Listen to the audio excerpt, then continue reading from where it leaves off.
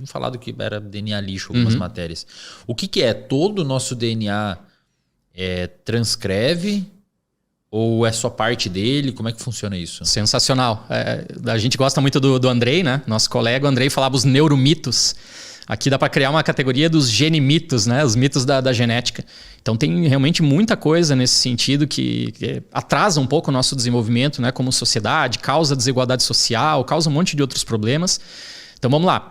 Dentro ali do banco, dentro do núcleo da célula, todo aquele DNA, aquelas 46 moléculas que a gente tem, parte dele apenas contém uma informação para fazer os nossos RNAs e para talvez virar proteínas. Então, assim, de novo, não se prendam muitos numerozinhos, né? Mas uma estimativa mais ou menos recente é que 20% do nosso DNA digam respeito a genes. Genes são sequências de DNA, estão lá dentro dos nossos núcleos, e eles podem ser lidos por enzimas específicas. Vamos trazer aqui para vocês uma chamada RNA polimerase, né? Em seres humanos nós temos 3 diferentes, mas enfim... A RNA polimerase consegue ler esse trecho de DNA e produzir um RNA a partir dali. Ou seja, o gene, a genética, né? As pessoas, talvez, quando eu fazia aquela pergunta lá no início do episódio que eu me referi, as pessoas lembram muito do gene por isso, porque ele é uma região destacada, ele é importante dentro do nosso DNA todo. Né? Eu vou fazer mais um parênteses aqui. Dentro desses 20% dos genes, talvez 1,5% significam exons. Significam informações específicas que sim dão origem a proteínas. O resto aqui dos genes eles são introns, são sequências intervenientes ou intercalantes, que eles, apesar de virarem RNA, eles não deveriam virar proteínas. Mas aí tem umas exceções, depois a gente fala aqui. Então, Wesley, se a gente pensar 20% é genes, 1%, 1,5% são exons, o que seria os outros 80%? Né? Aí vem esse termo. O junk DNA, exato, né? O DNA lixo. Pô, a primeira coisa que eu pensei quando eu li isso, eu falei assim, como que pode, no processo evolutivo, a célula ter ficado com 80% numa coisa que não é útil? Né? Faz todo sentido. É que nem eu lembrei agora quando eu estudava história, né? Tratado de Tordesilhas, lá quando eu era criancinha, e que os caras fizeram passaram uma linha lá e era no mar, e depois eles estenderam a linha para o continente. Como é que eles estenderam a linha para o continente e sabia que estava certo, estavam se corrigindo, se eles nunca tinham vindo aqui, né? E depois a gente vai entender o que foi aquilo ali, né? Mas então, é exatamente esse o argumento que o Wesley fez. Não faz sentido, cara. Por que eu tenho 80% de peso morto, de carga genética, de lixo dentro das minhas células? Não, na verdade, hoje, modernamente, nós sabemos com as genômicas, né, com as ômicas, então com o mapeamento, com o sequenciamento todo do genoma humano, né, o primeiro draft aí em 2001, no começo desse século. Agora a gente já está bastante avançado. Semana passada saiu aí na Nature um primeiro draft do pangenoma, a comparação de o DNA total, do genoma total das pessoas, de 47 pessoas diferentes. Né, e isso vai avançar muito mais, eles já estão prometendo aí sequenciar 350 pessoas. Então essas outras regiões, Wesley, 80%, elas vão basicamente assim, 50% é DNA repetitivo. E dá para fazer um episódio só falando sobre isso por causa da maravilha aí dos transposons, né, descobertos pela Barbara McClintock. E esse 50% de DNA repetitivo, então faltou aqui, faltava 80%, agora eu tirei mais 50%, faltam 30% aqui. A gente tem muitas regiões reguladoras. Aqui, Wesley, está a maravilha daquilo que você perguntou lá no início desse episódio aqui. Essas regiões reguladoras, pessoal, permitem com que genes diferentes das minhas células sejam lidos, transcritos e deem proteínas diferentes e façam elas desempenhar papéis completamente diferentes. Então, assim, é como se tivesse um manual lá dentro do banco onde está toda escrita a informação para funcionamento, para produção lá das nossas proteínas lá no ribossomo. Só que esse manual, às vezes as pessoas leem a página 4. Às vezes ele lê a página 7. Às vezes lê a página 12. Então, assim, quando você vai ver num livro de biologia molecular, de genética, estudar. Tem um livro que eu não lembro o nome do autor, um vermelho, antes era azul. Biologia molecular da célula. O nome. Uma naca assim, eu tenho lá em casa aquele livro. E aí você abre lá, tem algumas partes, um monte de letrinha. Né? Pra galera entender, então, essas letrinhas seriam... O que seria e como é que no neurônio a célula usa a página 8 do manual. Tipo assim, o que eu tô entendendo é assim, professor. Todas as células do nosso corpo, dentro dela tem um manual. Uhum. O neurônio usa da página 10 a 12 e a célula do fígado usa da página 8 a 9 e assim sucessivamente. Mas todas têm tudo.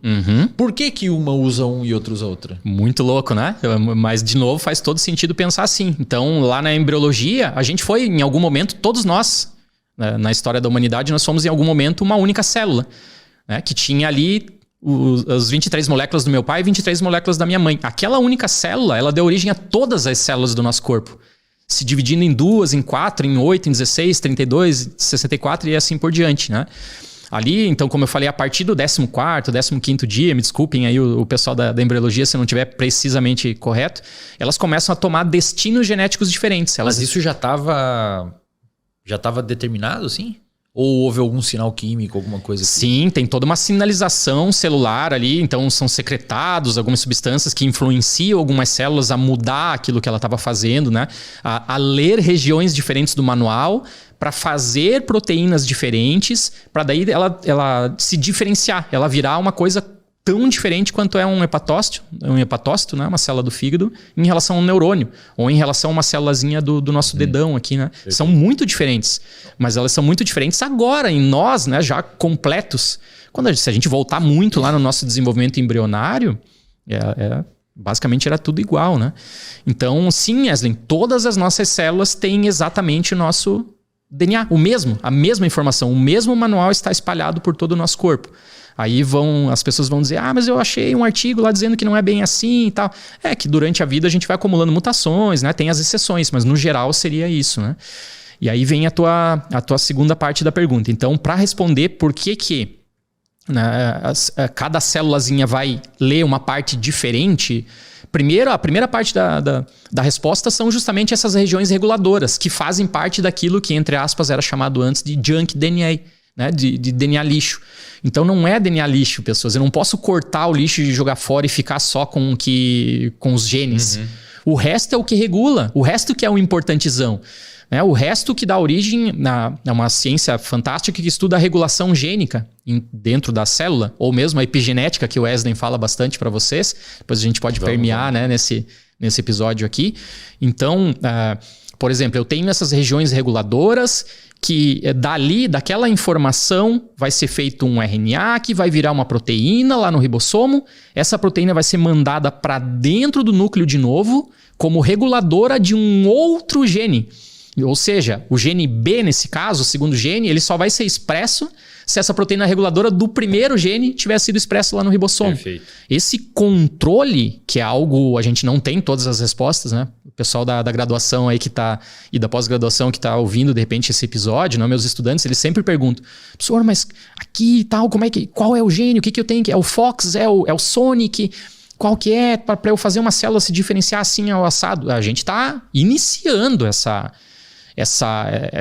ciência, né? Ou descobrimos bastante coisa, sim, mas ainda tem muita coisa para ser trabalhada. Por quê? Porque, primeiro, nós estamos vivos agora no momento, é muito difícil a gente estudar as nossas próprias células em funcionamento. Então, a gente faz muita extrapolação aqui em estudos in vitro, né, em laboratório, com células de seres humanos ou de outros organismos, ou a gente estuda outros organismos eucariotos para daí transferir esse conhecimento para as nossas próprias células, né? Então, aqui dentro do núcleo agora, quando a gente chega no DNA, Eslen, eu vou ter que fazer mais um exercício aqui com o pessoal. Não é só mais agora eu dividir o 1 milímetro em 1000 partes. Agora eu preciso, para vocês chegarem no nível do DNA, lá dentro do núcleo da célula, dentro do banco aqui da nossa viagem, eu tenho que dividir 1 milímetro em 1 milhão de vezes. Nossa, mas daí não tem nem como pensar nisso. Loucura, né?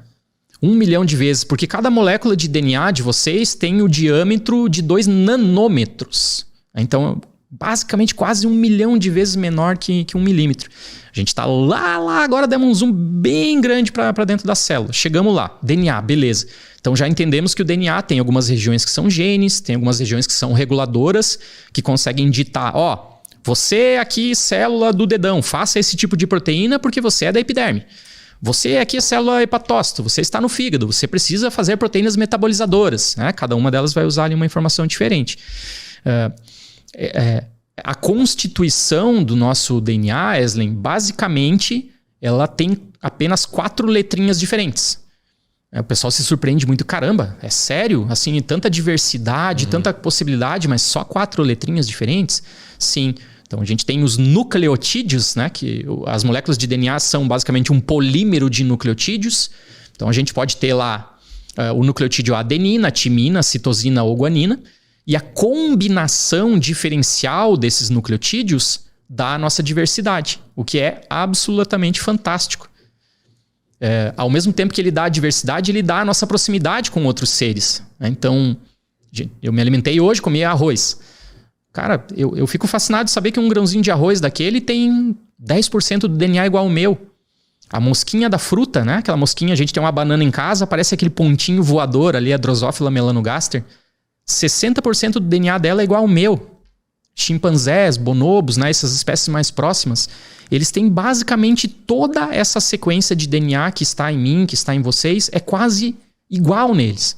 Mas como é que eles são tão diferentes da gente, né? Pelo menos assim a gente entende que eles são muito diferentes, né, fenotipicamente. Pequenas variações ou na leitura, no jeito de usar essa informação, ou algumas variaçõezinhas também, que a gente pode discutir mais para frente, lá nos exons ou nas regiões reguladoras que vão dar origem a proteínas diferentes.